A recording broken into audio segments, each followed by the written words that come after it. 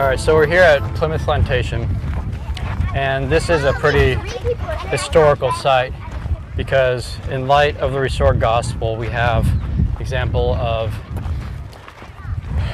the descendants of Ephraim coming together, meeting with the tribe of Manasseh. What can you tell me about that? That's exactly it.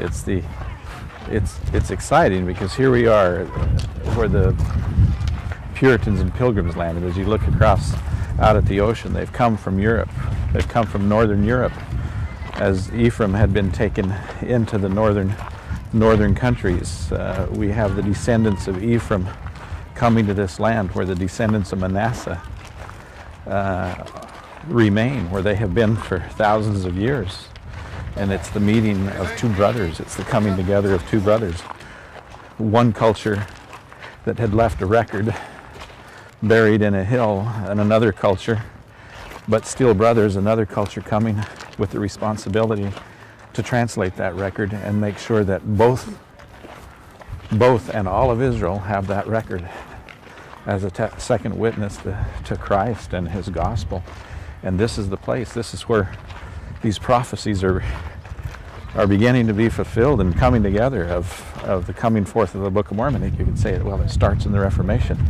No, it really started with the taking of the children of Israel in 722 BC, when they're divided, when they're separated. One's a story that's taking them to the north countries in preparation to meet right here with their brother Manasseh, right here, so that they can get the record that had been buried by Manasseh. Ephraim is coming, Manasseh has been here, and the record has to come from both of them, from the tribe of Joseph, who is the patriarch to all of Israel. Ephraim bringing the record of Judah, and later bringing the record of Judah so that the record of Manasseh could be revealed. Exactly. There's Ezekiel talks about two sticks, the stick of Joseph and the stick of Judah. And here you have the Puritans and Pilgrims coming from northern Europe, bringing the stick of Judah with them, while the stick of Joseph is waiting in the hill Cumorah to be translated by those who are bringing the stick of Judah, to create a document and a testament that will become one in the hand of the Lord. And here, this is the meeting place. This is the meeting of Ephraim with Manasseh for that record of Joseph to be added to the record of Judah that they brought with them. A meeting because they parted, what, 1,000 years earlier, pretty much. Yeah, even longer than that. Ephraim is taken captive, Israel is taken captive in 722 BC. When Israel is taken captive, there are refugees that run into Jerusalem. When they get into Jerusalem, there's a family there of Lehi, who is from the tribe of Manasseh, who in 600 BC, when Jerusalem's about to be taken, he's led away. He's led away to this land, and where his sons and his posterity and his descendants continue to grow and progress both economically and spiritually, and then digress in the same ways. And they end up leaving a record here, a record that is for a wise purpose in the Lord, a record for a restoration. And then Ephraim, who had been taken into the north countries, comes much, much later. And that's what's happening at this point in this area. It's where the Puritans and Pilgrims began that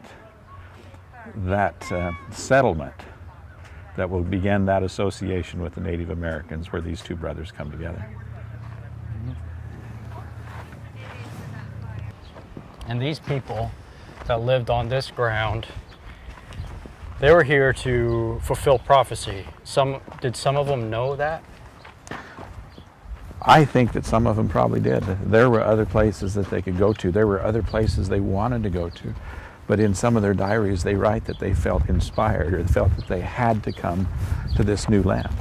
There were other islands, other places that they felt that they could get to, or ought to go to, for this religious freedom. But something was pressing, something was pushing, something was inspiring them to come right here. They felt that they needed to come to this land. And that's the prophecy of the Book of Mormon. Nephi says that those Gentiles that come out of captivity will come to the exact same land that was given to my father and consecrated for an inheritance of his seed and his posterity. And that's those Gentiles that come out of captivity. They are the ones that eventually the mother Gentiles comes to war against them, as we know as the Revolutionary War. And here it begins just for the restoration. I know it talks about going to that same land, but are there geographical borders that we can tie to those prophecies? There's two concepts you have to look at there. One is that the prophecy is that these Gentiles will come out of captivity and that their mother Gentiles will battle against them. That's not talking about Canada. That's not talking about Central America. That's not talking about South America. We all know that that's talking about the Revolutionary War. That places it here. In the Book of Mormon, it says that the Lord will raise up a mighty nation among the Gentiles. As soon as the Lord uses the term nation, that puts borders and boundaries on it. It's no longer continental. Or hemispherical. It's just as there was a promised land in Israel. That promised land, as Abraham receives that promised land, the Lord says it goes from here, from this border, to this river, to this sea.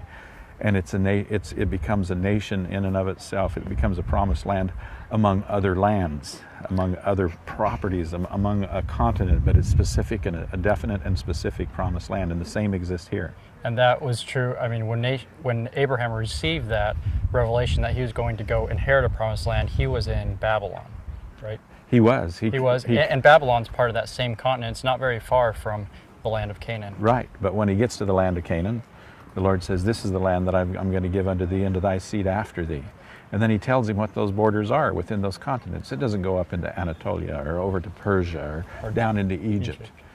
He sets borders and boundaries on it, and it becomes a nation. And that's what's that's what happens in the Book of Mormon also, is because it's talked about a mighty nation will rise up with these Gentiles, that the Gentiles will become a mighty nation and they will be protected from other nations. As soon as you use the term nation, that establishes borders and boundaries. It's not talking about continents. It's not talking about hemispheres. It's not talking about all lands. It's definite and specific. It's a definite land that the Gentiles that come out of captivity come to. It's the same land that becomes a choice land above all other lands. It's the same land upon which the New Jerusalem is going to be built. It's the same land that has to be set up free and as a free nation and as a free country, as Christ says, in order that these things that I'm speaking to you can come forth from the Father. Mm-hmm. Why is it important for us to know, geographically speaking, where that land is? Because much of the Book of Mormon message is spiritual. It's about our personal relationship with God. Why does it matter that we know exactly where that promised land is, where those borders are, as you say? It's important to know because much of the Book of Mormon talks about the deed restrictions to those promised land. The three intrinsic messages of the Book of Mormon contains the fullness of the gospel of Jesus Christ. It's a record of the fallen people, and it contains the deed restrictions to the promised land, the restrictions that are required in order to maintain the freedom of that promised land. If we don't know where that land is, the space on the plates are wasted, the prophecies are wasted. If it becomes a point of argument, and we argue about where that land is, then those prophecies are falling by the wayside. But the Book of Mormon is a record of that promised land. It contains not just the deed restrictions, but the prophecies and promises to that promised land on how to maintain that freedom. So those deed restrictions, as you say, that are part of the land, what I'm gathering is that the freedoms that need to be maintained for those prophecies to be fulfilled, much of those prophecies are about latter-day America. And so the Book of Mormon prophets are telling us what we need to do to maintain those freedoms, to fulfill prophecies and fulfill the purpose of God in the United States. Yes, the United States, and in maintaining and keeping those freedoms. Mormon Moroni, who's writing the record after the show is over, they're compiling, they're doing the summary, and they're writing and they're saying, I am speaking specifically to you Gentiles in the last days, that you may know these things, that you may understand the everlasting decree that is placed upon this piece of property. He's not talking about the Gentiles in Guatemala or the Gentiles in South America. He's talking about the Gentiles who come out of captivity.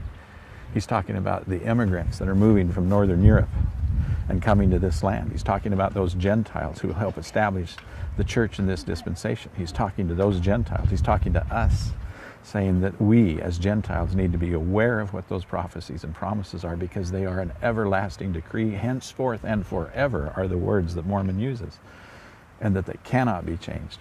And he's telling us how to maintain those freedoms for this land. And it's absolutely essential that we maintain those freedoms for the purposes of God, for the restoration of the gospel to go forth. Yes, and the gospel has come, the restoration of those records has taken place, but there's one other event, and that is the establishment of Israel. The freedom has to be there for the establishment, not just of Israel, but of Zion itself, in order for the city of Enoch to return. So essentially, what I'm gathering here is that for the establishment of Zion, for the millennial reign of Christ to come, we need to maintain our freedoms in the United States to provide the place for those events to take place.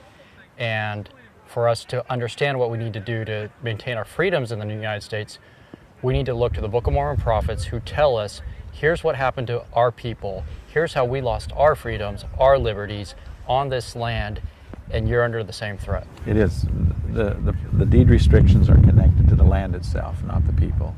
The people either make the prophecies and promises true, and the prophecies are, you either worship the God of the land, who is Jesus Christ, or you're going to be swept off. It tells us how to choose our leaders. It tells us what our leaders, the philosophies of our leaders need to be. And it does that so that we can maintain that freedom, maintain that constitution that maintains that freedom, because Zion needs to be established. Not just the restoration, but the restoration is the beginning of the establishment of Zion. And this is a message that our entire nation is subject to, that needs to understand, because our entire nation holds in its hands the key to maintaining the Constitution, to maintaining the liberties and freedoms in this land. Is that what you're saying? It is. It's a non-denominational call for the salvation of this nation. It's non-denominational. It's not that we as Latter-day Saints need to go out and convert the United States in order to maintain that freedom. That's not it. The call of the Book of Mormon is that it contains those deed restrictions, and we are a people who actually have those deed restrictions. We need to understand what those deed restrictions are and what land those deed restrictions are connected to, and then we need to make sure that there is a faith-based government, that there is a maintaining of a constitution that guarantees those freedoms in order for the gospel to go forth the way it needs to, in order for Zion to be established. We have to know that. It's a non-denominational call. We have the deed restrictions we need to make, which are connected to faith and freedom. And that concept and that discussion of faith and freedom needs to come out of our homes, out of our LDS communities, and into the nation at large. Do you see that freedom threatened right now, today? If ever the Constitution, in my opinion, were hanging by a thread, if ever it was in a threat, I don't know of any time in the past that it has been more so than now. Liberties, religious freedoms are being subtly taken away by sins, and religious concepts being declared as civil rights. As soon as sins are declared as civil rights, then religions have lost freedom, because they can no longer preach against particular sins, or what we call rights and choices, using words to invoke a reality and a truthfulness about those sins. We use these terms, and as soon as those sins become religious or civil rights, then when we begin to preach about them or to talk about them in a religious setting, then we become part of a hate crime, and those freedoms are taken away. The time will come when we will not have the authority or the right to declare what we think as a church, what we might believe is a sin or not a sin. Because if they are already established as rights, then we've lost that religious freedom. So what you're saying is, if our government legislates immorality as somebody's right, as a civil right, they could take the next step and declare that churches have to also accept people that are living immoral lives. They have to marry those people. They have to provide all the services they provide for their normal members, two people living immoral and thus compromising our ability to maintain our virtue as a church? If they become civil rights, and it even goes beyond that. That will happen, but it goes beyond that we would not be able to preach against certain sins or certain rights now, civil rights that have become civil, sins that have become civil rights. We wouldn't even be able to talk about them from the pulpit without that being considered a hate crime. Hate speech. A hate speech or a hate crime, putting the person who is talking about it in jeopardy of incarceration. So what you're saying is that the adversary can use our government, the laws of our land, if we go down this path, to restrict us from crying repentance to our own people. Yes, to your own people, your own congregations, he could stop that. As soon as these sins, as soon as these moral transgressions become civil rights, whatever they might be.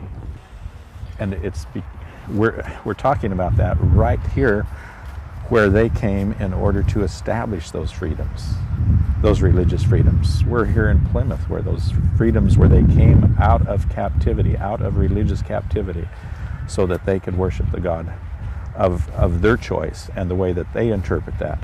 And this nation was set up for the very same reasons.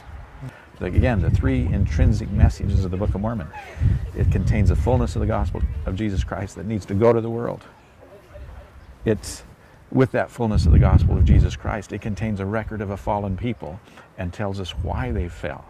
It has the testimonies of the Jaredites, the testimonies of the Nephites, the testimonies of the Mulekites, saying why their nations fell, why those nations came to naught, because they refused to worship the God of the land, who is Jesus Christ. We have that record, we have those testimonies, and then the Book of Mormon especially contains those deed restrictions on how to maintain the freedom for Zion to go forth, telling us that that freedom that will establish the restoration in the last days will begin when those Gentiles come out of captivity to that promised land and meet their brothers, Manasseh. And this is where that takes place. This is where the beginning, even though the restoration, we could say, began clear back in 722 BC, on this promised land, it begins right here.